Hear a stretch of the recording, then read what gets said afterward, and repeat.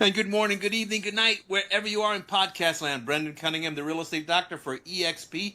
With me, Matt Paul. He's going to talk about all the things that you thought you knew about last week, but we're going to fill in the gaps. We have a special guest with us that I'm going to let Matt introduce. But in the meantime, a little State of the Union. What's going on in the market, Matt?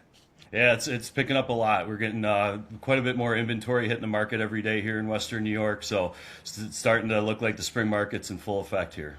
Actually, as it turns out, the market is up 20% year over year nationally, and inventory doubled in the last month nationally. So, yeah, so we're starting to see a little more inventory. I would say more nationally than locally, but we are starting to see more listings, so that does provide some opportunities for our guests. But let's get right into it, because we have a really cool guy sitting up there, and he completes our trio of beards today, because this is definitely BYOB. Bring your own beard. All right, Nice. Matt, who is this fellow up here? Wally Bressler or something like that? Is he Wally a good guy or a Bressler. bad guy? Great guy. One of my coaches. I coached with him for a few years now, and he really helped me get out of my own way in many occasions. So it'll be great to have him on the show. Thank you for your time, Wally. Thank you for having me here. I appreciate it. Yeah. I even trimmed my beard so that I would represent well today. So Thank looking a you. little gangly, we're all good. Man. Thank you very Looking much. good. Looking Appreciate good. you. Thank you. Yeah, So yeah. let's get right into Wally. What's your story? What are you doing? Hit us. What's my story? Yeah, so I'm a life and business coach. I work in the real estate. I specialize in the real estate industry, real estate agents, lenders, title reps. I work mostly with business people, salespeople. I've been in the real estate industry for 28 years. I've been coaching for 25 years, and I also specialize in helping people overcome procrastination, perfectionism, imposter syndrome, and call reluctance, and things of that nature. So that's what I spend most of my time doing. And I also spend a lot of time helping people get good on the phone after they get over what's keeping them from getting on the phone and being successful. So that's kind of the 30-second view there, or the 30-second pitch, if you will. That's who I am in a nutshell. Yep. And that's what I worked with Wally on, was the call reluctance class, and it really, really helped a lot. So a lot of tools in there that you get that actually you can use all throughout life. It's not just for, you know. Yeah, and Absolutely. in life, Appreciate that. everyone needs a coach. Everyone, and some people have multiple coaches. I mean, I can remember Luciano Pavarotti. He had three different vocal coaches, and he was probably the number one opera singer in the world. Three different coaches. Yeah. Yep. Yeah, absolutely. Yep. I mean, Tiger Woods. I mean, pretty much any lots Everybody. of professional people. Everybody. They have, and they have mindset coaches. They've got technique coaches. They've got strategy coaches. I mean, every professional sports team has a mindset coach. They've got position coaches. They've got hitting coaches. They've got pitching coaches. So it's not unheard of. Interesting fact, though, and this is how can I explain this? The people who are willing and able to take coaching are the people that grow the most, right? Because they're willing to take feedback. But a good portion of our society, whether you're a professional or not, doesn't want to take feedback because they take the feedback as criticism rather than feedback. Is that fair? Yeah. And a lot of that goes all the way back to when we were little kids, and something negative happened, and our flight response kicked in, and then our brain has been basically protecting us our entire life, and so it views any pain as pain that it wants to avoid. That includes feedback. Okay. And so people who aren't able to take feedback, it's not that they're bad people, it's just that their mind is wired in such a way that that feedback represents lack of approval, lack of acceptance. It represents rejection. Right. And so as a result of that, when I say, hey, you can, may I make a suggestion? Sure. When you make this call next time, say this instead of saying that. And, a good 60% of people, their fight or flight instinct will kick in, and their mouth will get dry, their palms will start sweating, right? Your body goes into fight or flight mode, right? So it dries your mouth up, it shuts down your digestive tract, it starts shooting, sugar and fat into your bloodstream. It makes you more aware, you get goosebumps, and then that's because your brain's like, oh, this is pain. We need to get ready to run from this. And so your brain gets so used to doing that, when somebody says even the slightest thing, you can get triggered, and then you're avoiding everything, including feedback from people. And we all need feedback, or we're not going to get better. And I was that person for 50 years, so I get it.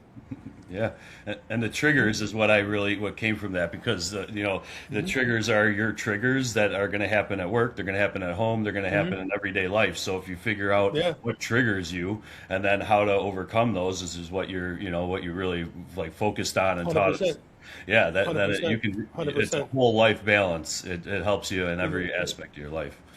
Yeah, it's interesting you say that. I was actually on another podcast last night for a pastor down in Georgia. Okay, and he was doing like a 10-part series on peace, and how having peace is important, and how peace is a process, and it's an active thing to have. And so we were talking last night, and so we finished. And this morning I was doing a little bit more research, and I was like, and I know this, but I just wanted to back it. Like, certainly things that were traumatic when we were children, those definitely kick our fight and flight response in, right? Fire, freeze, fight, right? Kicks it in, protection, protection, protection. But oddly enough, even things that are stressful, even things that we perceive to be stressful, or that create some sort of, they trigger our negativity bias, can also create that fight or flight instinct as well, right? Brain's all about protection, but it's only supposed to protect you technically from things that are going to kill you or do you damage, or right? But it also things that take away your peace and your happiness and your sanity. So anything it perceives as a slight in any way, shape, or form that could create stress, that create negativity, your brain is going to protect you when you're younger, right? Because when you were 5 years old, you didn't know how to differentiate between what I'm going to let bother me and not bother me, right? Our parents didn't even know it themselves, right? They couldn't even teach us. It just happens over time, and finally we get to the point where we need to do it. Otherwise, our lives are going to be a mess. So you could have never had a horrible childhood. You could have never been hit. You could have never been bullied, right? But somebody could have said something to you once that came off as being negative, and that one little thing could have triggered you. And for the rest of your life, your brain wanted you to avoid anything that created that pain, and then it started, let's avoid other things that could create other types of pain too, right?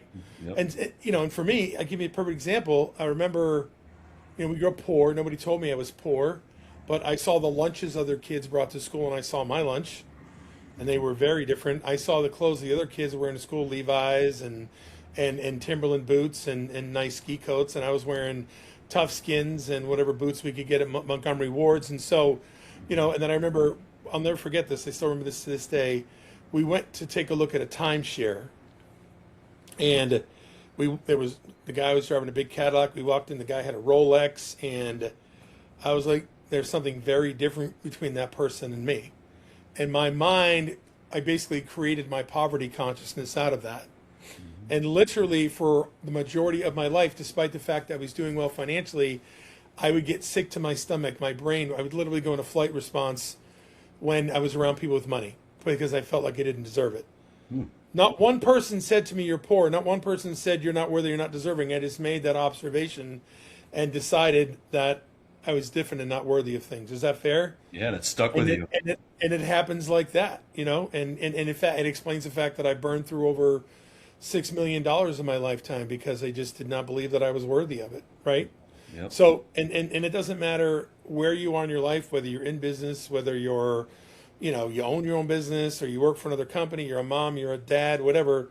These types of experiences when we're children drastically impact so many areas of our life. Yeah. Yep. Absolutely. Brendan, do you have anything to chime in with that? I mean, Well, I just when you're coaching your clients, I presume you have several types of clients, businesses as well as individuals. Am I right? Yes. Yes. Okay. And do you have a preference? Do you like to work with individuals or teams or companies? I mean, I like it all, I mean, from a use of my time standpoint, working with companies and teams is better because I can help more people in an hour or over a period of time. I do like working. Sometimes there are some people that need work one-on-one, and I do. To your point though, even though I do most of my work with teams and with companies, I do work with people individually from those organizations as necessary to help them. But in order for me to have the biggest impact and to change the largest number of lives, working with companies and teams has been most of what I've spent my time with over the last 4 or 5 years. But I still have a handful of one-on-one coaching clients too. When you do one-on-one, is it one-on-one in person? Do you work strictly with Zoom, or are you using the technologies? How are you setting up your business?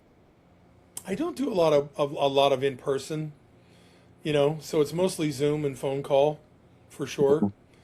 And Okay. but it's mostly Zoom and phone call. Yep. I mean, look, Okay. I could work on Mars if I have an internet connection. I can help someone. Yep. Yeah, What that's when we What were. are you seeing as your biggest challenges these days with either companies or individuals? Uh, People We have believing stumped that the they can. stars, ladies and gentlemen. What'd you say? We have officially Yeah, stumped the yeah, stars. no, there's a list, and I'm just trying to think about what's most prevalent. No, I, getting people to believe that I can help them and that they can make the changes in their life that has been around for 40, 50, 60 years, The right? belief system. That Yeah. Yeah, Yeah. exactly. Like they already have enough limiting beliefs, and now here's this guy who, they've only met once, or they saw me speak one time, or they saw me in a podcast, and I've intrigued them, and then I'm like, hey, I can do this for you. Now, good. The good news, I have case studies of people that are worked with me 3, 5 years ago. I've got hundreds and hundreds of testimonials of men, women, old people, young people, black people, white people, Asian people. That I can say, hey, listen, I did this for this person too. But still, getting people to get to say, okay, I'm willing to do this is I can do it because it's what I do, but that limiting belief system and those dyed in the wool and those like cemented, locked in, I'm stuck like this for the rest of my life are some of the bigger challenges. It reminds me of the And sign that I have in my front yard, still left over from last year, Bill Eve, because everyone believes in the Buffalo Bills up here and we're going to do it. And you know what? Sometimes people make fun of the sign, and that's just part of the deal. People are going to make fun of your yep. belief system. Mhm. So you either Yep. believe it or you don't. Yeah. Well, But mhm. chances are it's going to be a lot better if you do. So I probably shouldn't say this, but I'm a Patriots fan, Yeah, so we know I think this. we've got. oh my I think God, we've we got a just new. I lost think our we've got. connection. Oh, what happened? Oh my God! He was right Click, there. click. Yeah, I think there's a new rival. I think there's a new rivalry brewing. Yeah, I mean, We'll see what happens. Well, yeah, well, I mean, Josh Allen gave the Patriots plenty of poster board material, or right, billboard. What do they call it? Corkboard material for the first game next year, right? So we'll see what Yep, happens. So yep. anyway, Yeah. I digress. Yeah, you do have to believe in it. I think if I'm trying to think, I want to say I heard this from Dr. Robert H. Schiller, but it may have been Zig Ziglar. He said sometimes you gotta see it to believe it, and sometimes you have to believe it to see it. Yeah, Yep. that comes right out of the Sometimes, Gospel with St. Thomas. Yikes. yeah, right, exactly, right. For sure, right. Like I don't believe it. Well, here are the holes in my hands, right? So, right. Sometimes you got to see it to believe it, but sometimes you got to believe it to see it.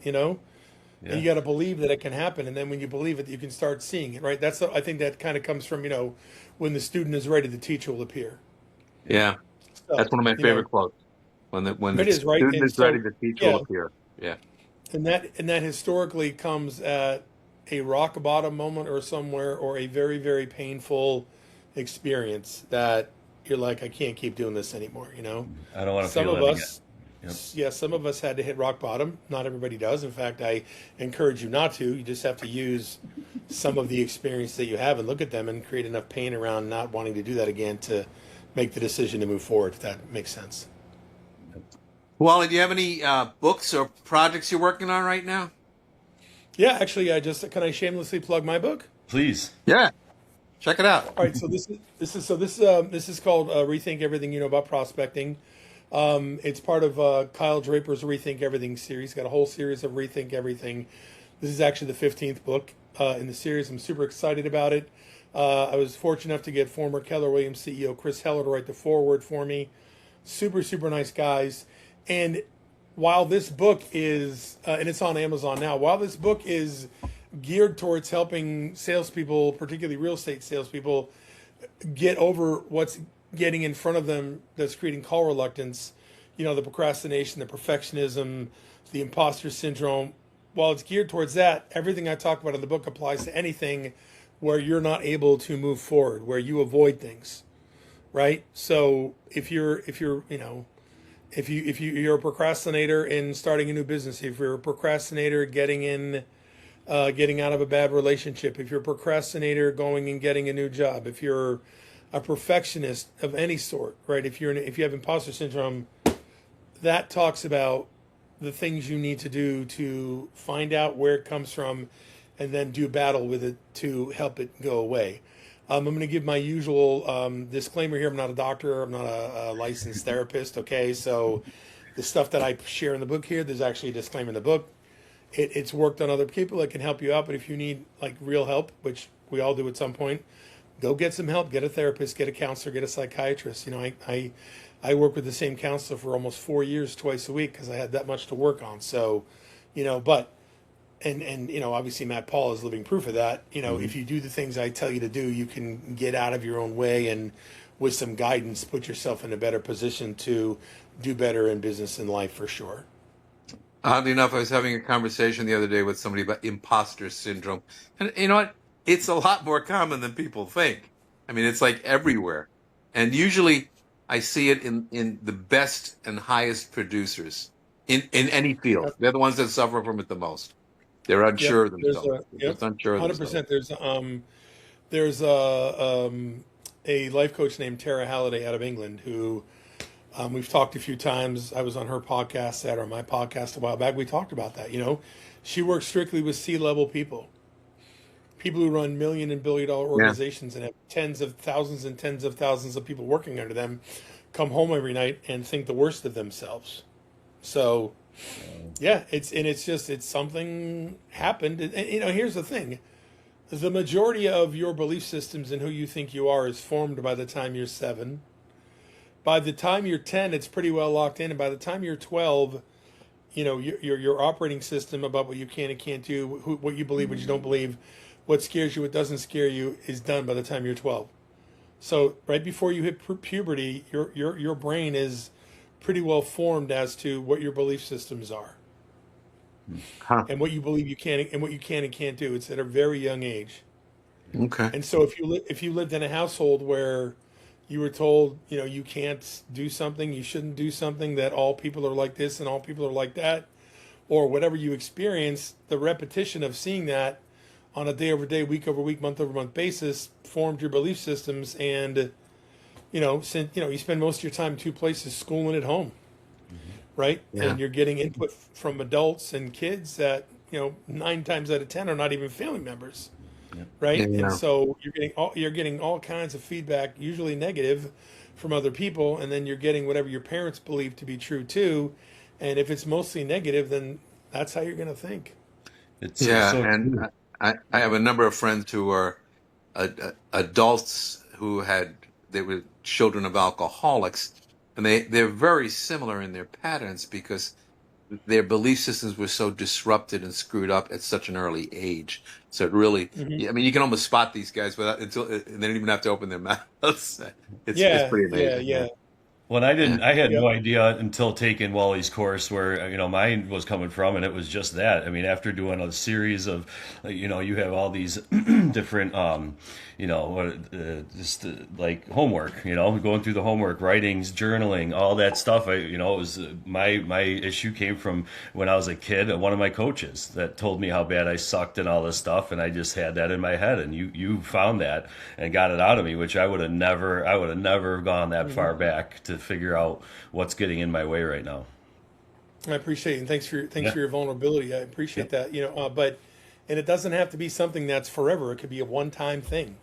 It could happen one time. You know, and to your point about alcoholics, Brendan, you know, parents, you know, once you experience once you get into an addiction or you're an addiction, or you experience trauma and you don't deal with it, like you stop growing in whatever area that is. Usually it's emotionally, right? So if you're an alcoholic and that alcohol is masking the pain of being sexually abused or bullied or beaten up or whatever it is, you know, you stop growing in that area, okay?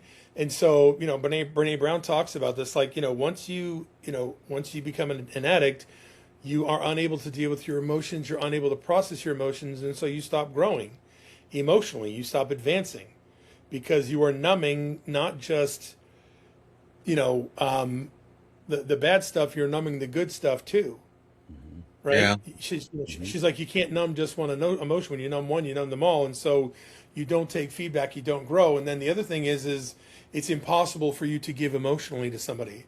So you can't love, you can't pour into your children, you can't, be the dad or the mom. You can't be anything to anybody because your emotions, you are bereft of emotion and the ability to do anything beneficial for somebody usually. And as a result of that, kids of alcoholics also have a lot of trouble dealing with emotions and have a lot of trouble with self-esteem and self-acceptance and self-worth, and never got a good male role model or a good female role model. And so as a result of that, they're way behind the curve in a lot of those areas. So to your point, absolutely. And Wally, how do we get a hold of your book, or how do we get a hold of you? Well, so my book's on Amazon. It's part of the Rethink Everything series by Kyle Draper. It's Rethink Everything You Know About Prospecting. Again, the stuff we talk about applies to other things. My cell phone number is 214-334-1356. 214-334-1356. And if you want to email me, it's Wally at milliondollarproduceros.com. milliondollarproducer@os.com. That said, I'm not hard to find on the internet. I've been pretty fortunate. I've got lots of social media, lots of videos and podcasts and stuff. So just go look for Wally Bresser and you'll see my smiling face. And, anybody can have 15 minutes with me at no cost just to identify whatever the challenge is. And there's no cost and there's no obligation to buy anything. It's just really, because I think, and Matt, I think it's, we look for those aha moments in life, and you kind of just said right there, you had an aha moment, Yep. But having that aha moment and realizing where it comes from actually gives you hope that you can deal with it, because now you know what the causation is. Once you know the cause, you can solve the problem, right? Mm-hmm. And so that my job is to say, okay, you give me 5 minutes, 10 minutes, I can tell you exactly what's causing it now, and I can also tell you what you needed to fix it. The question is are you willing to do what it takes? And if you do, it'll go away, and if you don't, it won't. Yep. Exactly. All right, Matt, final word. One more thing though, Wally, you have another good book, that Triggered Sales System too. So, and that can be on Amazon as well. Yeah, so I'm very fortunate. I got 3. So the first one is Tragic Hero. That's like part memoir, part personal development. That's like where I take the things that I went through my life and use those lessons to help people understand how to deal with some of the stuff we talk about. I co-authored a book with a bunch of real estate influencers across the United States and Canada called Six Figure Agent, How to Make Your First Six Figures in Real Estate. And then I just came out with this Rethink Everything book. So, okay. Yep. So they're all on Amazon. The first one and the first one you're talking about is Tragic Hero, which is the one that, was for Trigger Sales System and identifying where those triggers come from. So yes, thank you for that. Got you. Yep, and thank you for clarifying, and thank you so much for your time, Wally. Yeah. We appreciate it. And please Brendan, follow, subscribe. Let us know if there's anything we can address on our show, and thank you all for watching. Mm-hmm. Thank you so much, guys. Brendan, nice to meet you, brother. Thank you so much. Good to see you, Wally. And remember, tune in. Yep. Tune in, as Matt says. I'm Brendan Cunningham, the real estate doctor at EXP. And together, Matt and I are those real estate guys. There we go. Good.